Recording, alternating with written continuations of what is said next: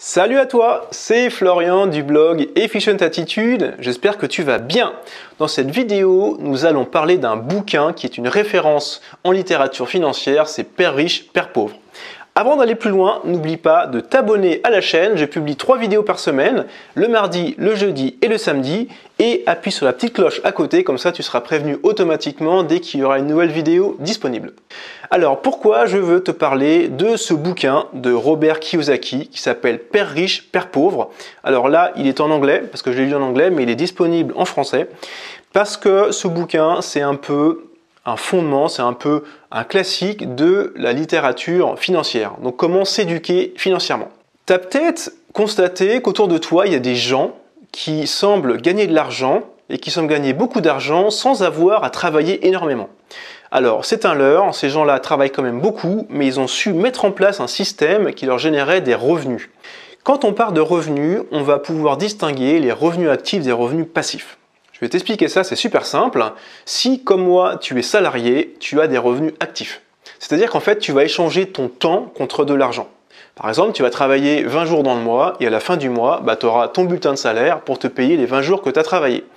Si tu fais quelques heures supplémentaires, tu auras un petit peu de sous en plus. Et si tu as travaillé un petit peu moins, imaginons que tu aies pris des congés sans solde, tu seras payé un peu moins. Donc là, en fait, tu vas échanger ton temps contre de l'argent. Donc ce sont des revenus actifs. À côté de ça, il existe des revenus qu'on appelle des revenus passifs. Je vais prendre un exemple très simple. Dans l'immobilier, si tu achètes un appartement, tu le mets en location, tu vas avoir chaque mois des loyers et ces loyers vont constituer des revenus passifs. En gros, une fois que le logement est loué, chaque mois, que tu travailles ou pas, tu vas avoir ce loyer qui tombe. Donc ça, c'est un revenu passif. Tout ce que t'explique Robert Kiyosaki dans son bouquin, il va justement parler beaucoup de ces revenus passifs et le fait de dire qu'il va mettre en place un système pour que l'argent travaille pour toi plutôt que toi qui travailles pour l'argent. Ce qui l'amène de façon assez romancée dans son bouquin, c'est donc cette histoire de son père riche et de son père pauvre. Son père pauvre, en fait, c'est son père biologique. Alors c'est pas très sympa, il l'appelle père pauvre, mais c'est comme ça qu'il l'appelle dans son bouquin. Et ce qu'il appelle son père riche, c'est le père de son meilleur ami. Son père pauvre, il tient un discours, je pense, que tu connais bien et que je connais bien également. C'est un discours qu'on tient généralement, qui va être de dire « travaille bien », donc surtout étudie bien, fais des bonnes études, ensuite trouve un job, qui est un bon job, qui te paye bien, va mettre un petit peu de côté chaque mois, donc tu te crées une petite épargne, et à la fin de ta vie, tu as une petite épargne, tu as une petite retraite, et tout se passe bien. Donc là, la prise de risque, elle est minime. On va te dire, prends pas trop de risques parce que tu pourrais perdre ton argent, fais pas trop de placements financiers que tu maîtrises pas, n'investis pas dans l'immobilier, c'est extrêmement compliqué, donc on va te mettre des croyances limitantes pour pas que tu ailles plus loin. La vision du père riche, elle est un peu à l'opposé de celle-ci, elle va dire, bon, les études c'est bien, mais le plus important c'est de s'éduquer financièrement, savoir comment l'argent fonctionne, comment investir de l'argent, comment investir intelligemment dans des actifs pour qu'ils te rapportent de l'argent. Donc ça, c'est vraiment la vision du père riche, savoir investir pour faire en sorte que l'argent travaille pour toi et pas l'inverse. Et justement, cette notion d'actif, elle est fondamentale. Un actif, c'est quelque chose que tu vas créer, qui va prendre de la valeur, si possible, et qui va te rapporter de l'argent. Un actif, ça peut être, comme je dis tout à l'heure, dans l'immobilier, un appartement. Un appartement, un studio, un immeuble, c'est un actif, quelque chose qui est tangible, qui va te rapporter de l'argent tous les mois. Autre exemple, une action. Quand tu achètes une action dans une entreprise, tu auras un petit bout de cette entreprise. L'entreprise va travailler dans son coin et toi, avec un peu de chance, à la fin de l'année, tu auras un dividende. Et les actifs, tu en as des milliers. Par exemple, Robert Kiyosaki, entre autres, il a écrit ce bouquin.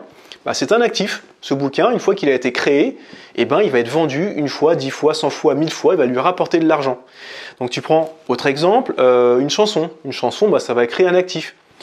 Prenons cet exemple de Patrick Hernandez. Tu connais sûrement la chanson Born to be Alive.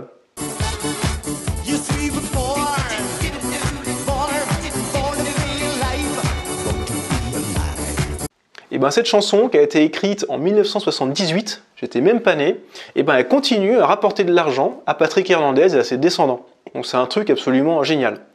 Donc tout l'enjeu, c'est d'avoir le maximum d'actifs qui vont te permettre de rapporter de l'argent.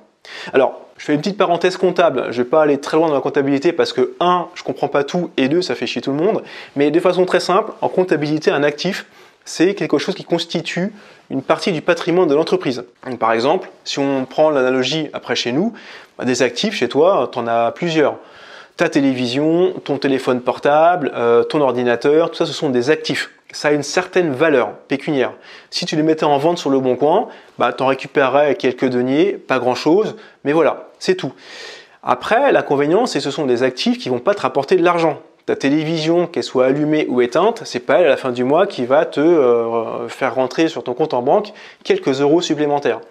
Alors après, tu verras souvent sur Internet des gens qui vont considérer que ce sont même des passifs, c'est-à-dire des choses qui vont te coûter de l'argent.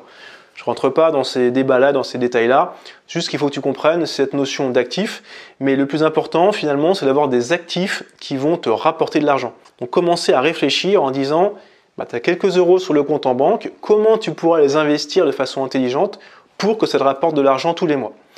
Et justement, l'immobilier, c'est un sujet, moi, qui me passionne. Je suis dedans depuis pas très longtemps, mais j'y passe beaucoup de temps. Et comme je l'ai déjà dit avant dans cette vidéo, quand tu investis dans un logement immobilier, dans un studio, dans un appartement, dans un immeuble, tu te crées un bel actif qui va te rapporter de l'argent chaque mois. Et au-delà de ça, c'est un actif qui va prendre de la valeur. Généralement, l'immobilier, ça monte en valeur. Si tu fais partie de ces chanceux qui ont investi ou qui ont pu investir à Paris il y a 20 ans, 30 ans ou 40 ans, je pense que maintenant, le bien immobilier que tu as, il a pris une certaine valeur. Alors, je ne rentre pas dans les détails du fait qu'il y a 30 ans, les taux étaient extrêmement élevés au niveau des banques, mais c'est quand même un placement qui est super intéressant. Donc c'est pour ça que dans cette chaîne, je vais commencer à parler un peu plus d'immobilier parce que, à mon sens, ça fait partie des sujets un peu généraux de l'efficience où quand tu es efficient, tu t'organises bien, tu es productif, tu as le bon état d'esprit pour accomplir des choses, pour investir et se bâtir une vie meilleure. Et l'immobilier en fait partie, donc moi j'ai commencé à investir dans l'immobilier, donc je t'en parlerai dans des prochaines vidéos. Mais surtout voilà, ce que je voulais partager avec toi, n'hésite pas à lire ce bouquin, il est disponible en français bien entendu. Je l'ai offert à ma femme en français, ce genre de bouquin sur tout ce qui est financier, etc. Alors financier, c'est extrêmement accessible. Normalement, elle n'aime pas ça, mais là, elle a adoré, elle l'a lu d'une traite.